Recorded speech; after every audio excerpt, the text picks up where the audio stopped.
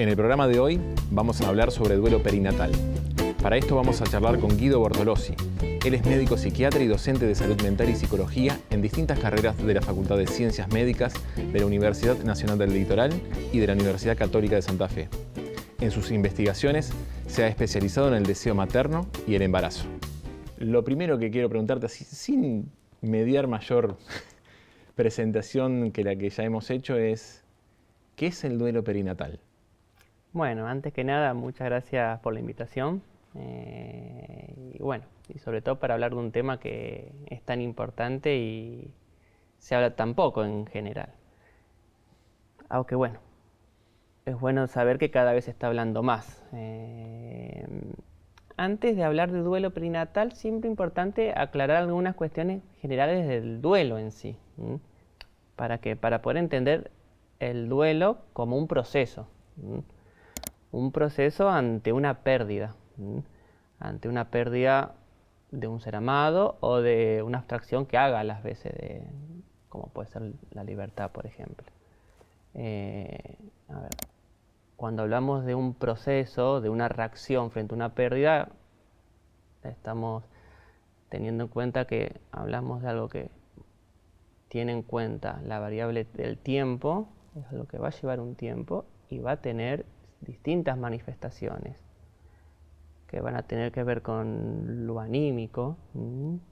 Se van a manifestar a través de sensaciones habitualmente de angustia, de tristeza, de ansiedad, de llanto, con algunas alteraciones conductuales que tienen que ver con muchas veces o con retraimiento o con dejar de frecuentar o con frecuentar más ciertos lugares, con frecuentar más o frecuentar menos a ciertas personas que tengan relación con la situación que haya generado el proceso de duelo.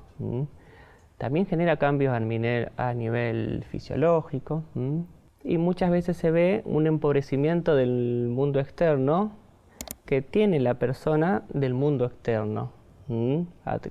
¿Esto qué quiere decir? Que lo que es el presente y el futuro se tiñe con un tinte negativo.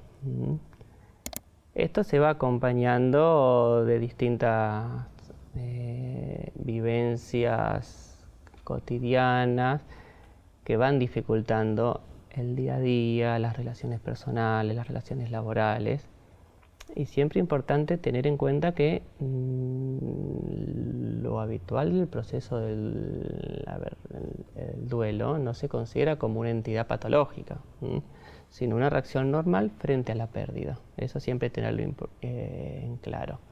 Más allá que puede haber duelos que se patologicen, que se cronifiquen. Pero ya no sería una cuestión del duelo en sí, sino de esa manifestación del duelo. Una complejidad. Pero lo habitual es que los duelos son una reacción normal fisiológica.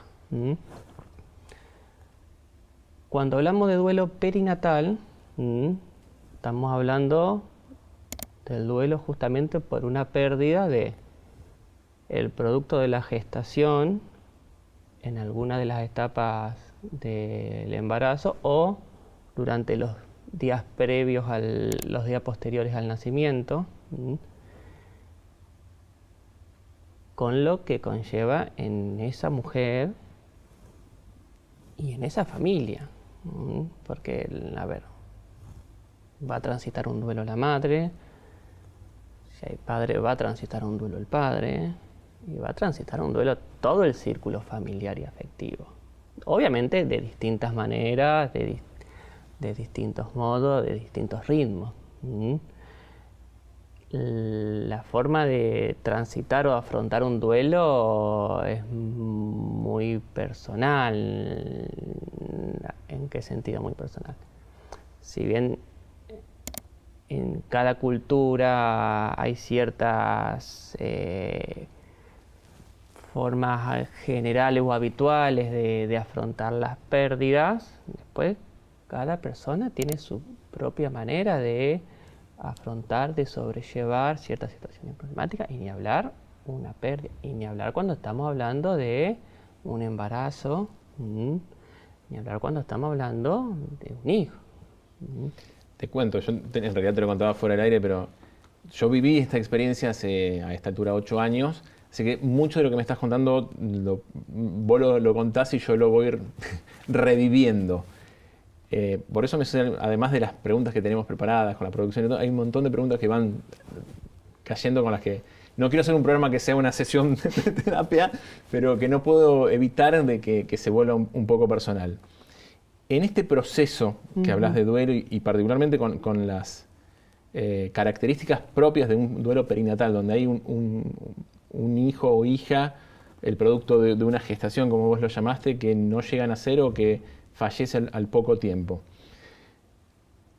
¿Cómo es el acompañamiento? ¿Cuál es la recomendación? ¿Cómo es, digo, desde las instituciones, incluso desde la facultad, cómo se mira ese proceso o cómo se lo aborda? Porque decís, es algo muy personal y de un tiempo que es indefinido porque depende de cada persona. Mira, en cuanto al cómo se aborda, a ver, por ahí va a sonar medio simple lo que arranco diciendo, pero es sumamente importante y lo digo porque muchas veces lo que es en la vorágine de salud y de demanda se ha visto que son cuestiones que quedan de lado, pero lo más importante es primero que se aborde con sumo respeto, cuidado y empatía.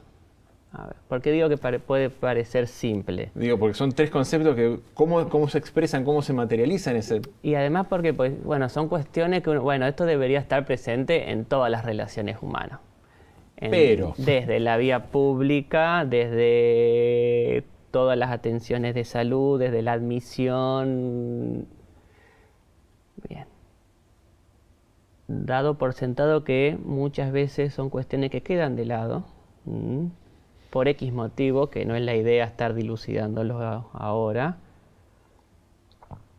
estos temas que requieren sumo cuidado, sobre todo porque estamos hablando más allá de la circunstancia particular de ese embarazo, de cuáles fueron las condiciones, que después podemos hablar si hay situaciones de los embarazos mismos que pueden complejizar más o no el proceso de duelo.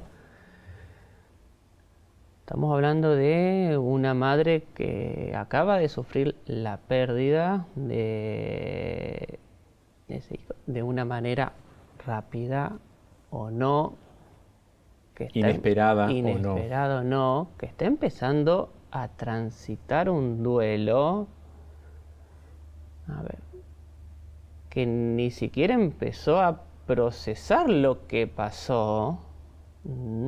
Por eso es importante esto, decimos, mínimamente iniciar siendo respetuoso, cuidadoso, empático. Te traigo hablando de eso. Una de las recomendaciones vos contabas también antes, fuera del aire, y perdón que lo traiga ahora, que una de las recomendaciones es llevar a la familia, a esa madre y a esa pareja, padre, a ver al niño o niña, pese a que ha fallecido. Nuestro caso es que ninguno de los dos podemos recordarlo. El shock es tal en ese momento que tenemos sensaciones, mi pareja porque estaba muy drogada con calmantes y otro tipo de drogas, y yo porque el shock era tal, por lo inesperado, por todo, que no lo pude guardar en la memoria. Es que dividiendo un poco en dos partes este comentario, esto que vos decís del shock. Cuando se habla de duelo, distintos autores han intentado clasificarlo, desglosarlo, pensarlo en tiempos, en etapas. Se lo puede enfocar desde una mirada psicoanalítica, cognitiva. Y una de las clasificaciones habla justamente de etapas, tomando en cuenta la reacción del sujeto justamente frente a la pérdida. Y la primera reacción es el shock, es la negación, es una manera de defendernos ante esa noticia que es intolerable en un primer momento. Así, bueno, no recuerdo, no tengo ese registro amnésico. Y en cierta medida es normal no tenerlo en ese momento. A ver, son mecanismos de defensa provisorios, hasta que uno de a poco lo puede ir procesando. En esto decíamos que la posibilidad de tener contacto. A ver, siempre es importante en la posibilidad que siempre y cuando exista la posibilidad que se le pueda ofrecer a los padres, a la madre, que pueda tener contacto con el hijo, con la hija. A ver, no a todas las mujeres, no a todos los padres lo consideran oportuno, lo ven como algo necesario, como algo que les va a hacer bien, y siempre es respetable. Pero es importante poder dar la posibilidad de que puedan tener ese contacto, porque hay un montón de familias que lo necesitan, que les hace bien tener ese contacto. Y hay otras familias que les hace bien no tenerlo.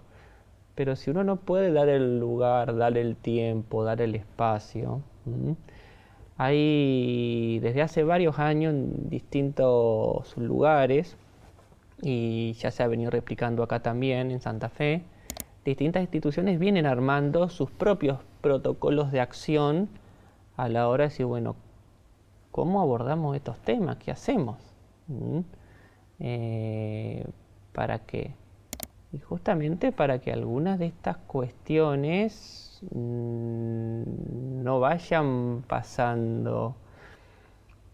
Porque por esto que yo te decía anteriormente, el tema de la falta de cuidado, del no respetar los tiempos, que son cuestiones que uno ve que van pasando. O el tema de con quién compartimos la pieza. Me pasó también. Después de esa cesárea de urgencia, mi pareja fue a caer en una pieza compartida con una chica que recién había tenido y estaba por parto natural, estaba con su hijo en la cama. A ver, que ya de por sí, como decíamos. Es una violencia casi obstétrica. A ver, ya de por sí lo que es el duelo en sí, duele, es doloroso. El duelo perinatal, donde se juntan los dos extremos de la vida que está llegando. Sí, y un montón de esperanzas y deseos depositados en algo que se ve truncado. Abruptamente. Trágicamente. Y en un segundo nos están confrontando con eso. A ver, no es cuidadoso. En esto es lo que yo Pero esto es algo de lo que se empezó a hablar desde hace muy poco tiempo, esta parte. A ver, es que son esos temas que obviamente son importantes y son incómodos. ¿A qué me refiero que son incómodos? Que sean incómodos no quiere decir que no sean importantes y no haya que hablarlo, al contrario. Hay que hablarlos, si siguen siendo incómodos, que hay que hablarlos más que antes, hasta que dejen de serlo.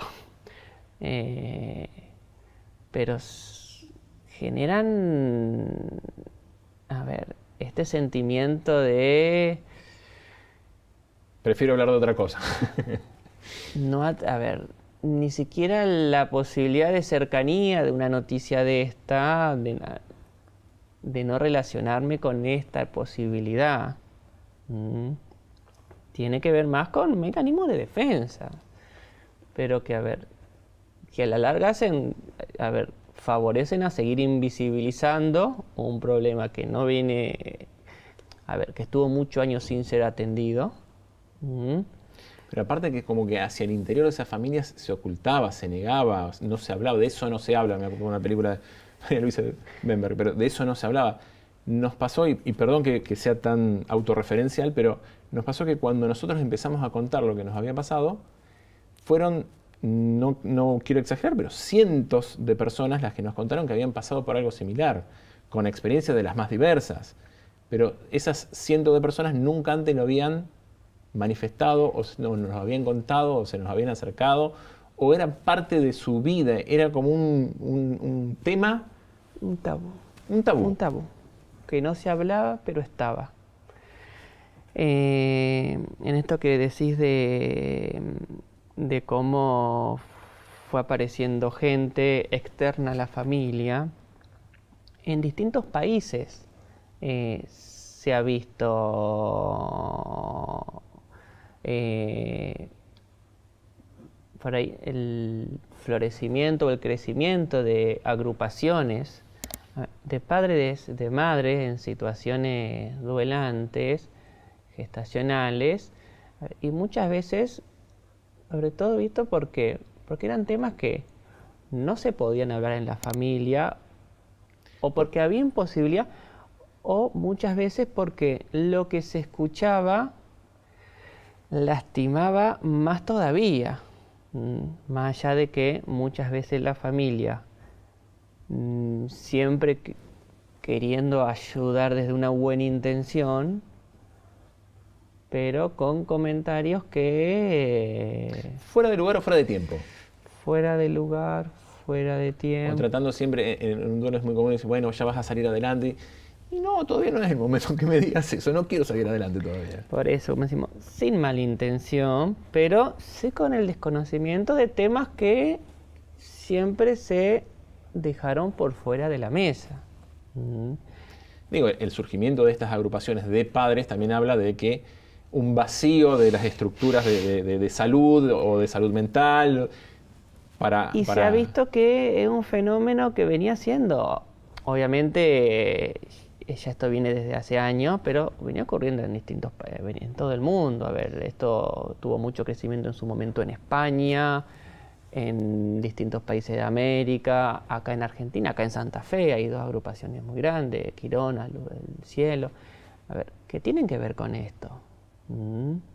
Que un poco de eso estábamos hablando antes. Y además de que no es algo que sea tan poco frecuente. Digo, ¿hay algún tipo de estadística de los casos de duelos perinatales, de pérdidas perinatales?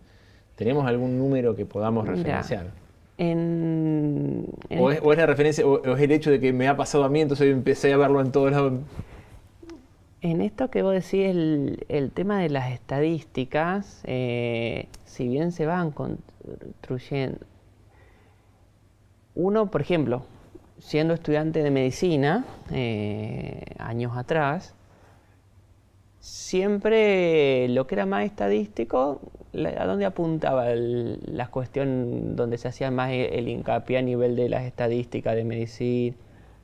Era más al aborto espontáneo, muerte gestacional, muerte perinatal.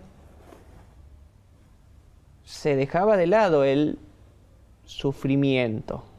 Era el hecho, el dato, no la información. A ver, eran cuestiones netamente biológicas. Que estaba bien que se estudiara, no es que estaba mal eso. Pero apuntando a seguir corrigiendo otras cosas para que esas cifras reduzcan. Pero en cuanto a el sufrimiento,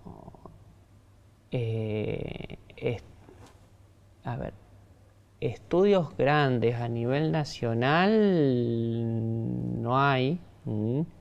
Si hay estudios localizados, nosotros en la facultad a la hora de analizar variables, por ahí tomamos muchos estudios, sobre todo de España y de Chile. ¿Por qué? Porque empezaron unos años antes a hablar de esto. ¿A qué me refiero a hablar de esto? Nosotros cada vez lo estamos visibilizando más como nosotros como sociedad. Sí. Acá santafesina, las madres, los padres han hecho un gran trabajo, el equipo de maternidad, todo del CUSEN, del Iturraspe han hecho un gran trabajo, distintos sanatorios de acá también, cada uno, en más o en menos, ha buscado trabajar algunas cuestiones importantes. no especifico porque yo acá conozco más de la cuestión de lo que es más hospitalario. Pero esto que ocurrió acá en estos últimos años ocurrió en España años anteriores. La movida de padres grandes afloró una década antes, entonces los estudios empezaron a ocurrir años antes. Y algo importante, cuando nosotros lo analizamos en la facultad con los alumnos, allá la obstétrica se llama matrón en España. Y una de las cosas que estudiaban a la hora de cuánto se cronificaba o cuánto se dificultaba el proceso de duelo en las madres y en los padres en estas situaciones, veían que hay algunas situaciones propias del embarazo en sí. Obviamente no es que es matemático, no es que siempre que en estas variables es más difícil, pero se relacionaba, por ejemplo, cuando es de más edad gestacional o cuando es más traumático, o cuando es con embarazo gemelar y uno de los gemelos nace muerto, cuando lo habían visualizado por ecografía, que son variables que uno no podía modificar, pero hay una de las variables que sí, que ¿cuál era? El trato recibido por el equipo de salud.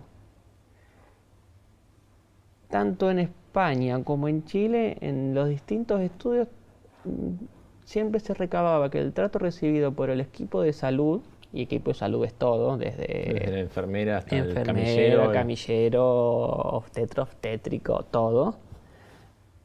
El trato de salud que habían recibido en esos días había influenciado mucho en la elaboración posterior de ese proceso.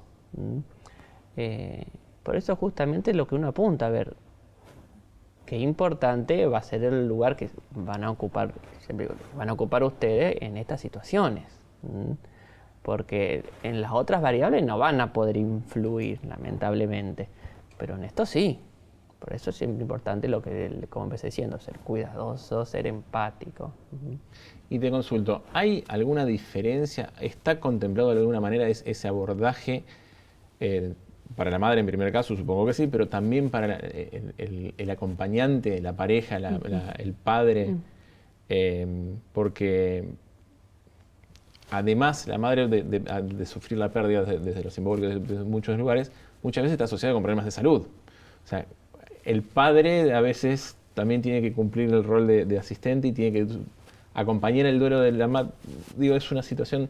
¿El padre está contemplado o es solamente para la madre este acompañamiento? Mira, vos fíjate que yo siempre hablo de la madre, del padre, yo siempre nombro a los dos, más allá que a veces es madre sola y hay veces hay padre. Sí, hay parejas que son del mismo sexo. O son dos madres. Yo siempre, a ver, pero ¿por qué recalco siempre en nombro distintas figuras? Para dar cuenta que toda la familia va a atravesar un proceso de duelo. Obviamente de distintas formas, distintos tiempos. Todo el círculo familiar va a estar movilizado. Como vos decías, había amor, había esperanza, había deseo, había proyecto. De la madre, si había padre, de la abuela, del abuelo. Los hermanos, si los hay. Exactamente, por eso, a ver, se lo contempla y hay que contemplar eso. Decimos, ¿cómo? Y siempre, a ver, ofreciendo los espacios, a ver, respetando. Una de estas iniciativas, de estos protocolos que por ahí yo les comentaba, que por ejemplo, que en el Iturraspe lo vienen implementando ya hace más de un año, por ejemplo, son las mariposas que colocan en las puertas de las habitaciones donde hubo pérdidas. donde una pérdida, ¿Para qué? Para que todo el equipo de salud, antes de entrar a la habitación, sea consciente de la situación. Para esto que decíamos, sobre todo para el tema del trato, las preguntas, los cuidados. Porque no es que hay, como decimos, ni hay malas intenciones de la familia, ni hay mala intención del personal, obviamente. Al contrario. Pero ¿qué pasa? En la vorágine laboral, muchas veces uno entra en una habitación de una maternidad y a lo mejor viene de una licencia, no conocía la situación y a lo mejor hace una pregunta que estaba fuera de lugar. En cambio, es una forma de, sin dar muchas explicaciones, sabiendo que ya hay que entrar, sabiendo que algunas cuestiones hay que tenerlas en claro. Algunos cuidados. ¿Y cómo se aborda la madre? ¿Cómo se aborda el padre? Siempre importante ofrecer espacio. ¿A qué me refiero con ofrecer espacio? Y que tengan la posibilidad de poder ir procesando esto, poder ir hablando esto. Esto que decía, nos encontramos primero no pudiendo verbalizarlo. Y vimos mucha gente que no lo podía verbalizar. Porque comentaste que hizo bien poder expresarlo. Que son cosas que es importante que uno, de una manera u otra, en algún espacio lo pueda hablar. Hay distintas herramientas que a algunas personas le van a servir más que otras, obviamente. Es importante que uno pueda ofrecer un espacio de terapia para ir acompañando, para ir transitando esto. Puede que sea de un inicio, puede que sea de forma más sostenida. Como comenté anteriormente, hay agrupaciones acá en Santa Fe que también de padres, de madres que han sufrido esta situación, que vienen trabajando hace mucho y también vienen proponiendo esto de poder verbalizar la situación, poder visibilizarlo. Y hay un montón de madres que le ha ayudado un montón poder comentarlo, y hay otras que prefieren no hacer. Y como siempre digo, importante saber que está esa posibilidad. Hay otras, por ejemplo, la posibilidad de, de los recuerdos, de su momento de poder hacer recuerdos especiales, de poder simbolizarlo en la plantación de un árbol, por ejemplo, transformar. Hay muchas herramientas. El tema es saber que hay. Enhorabuena que se está hablando más, por eso también estamos acá ahora. Y que cada caso es particular. No es una receta universal. Esto que decíamos de los protocolos antes. En todo siempre se concluye que son guías, que no hay que seguir la rajatabla. No son guías médicas como una guía de hipertensión, que hay que usar esto, y después esto y esto. Son guías de sugerencias. ¿Qué quiere decir? Poder ofrecerle a la madre, poder ofrecerle al padre si hay las posibilidades. Después se tomará en primera o segunda instancia. Guido, me quedaría, y tengo preguntas, pero bueno, serán 2 o 3 sesiones que deberé ir al consultorio, pero hoy te tengo que despedir y agradecer una vez más por tu tiempo y por, hacer un poquito más, por visibilizar esto que como habíamos dicho, en algún momento fue tabú y que por suerte está siendo cada vez menos algo prohibido o algo de que se oculta. Así que seguimos por ahí y de nuevo, muchas gracias. No, muchísimas gracias a vos.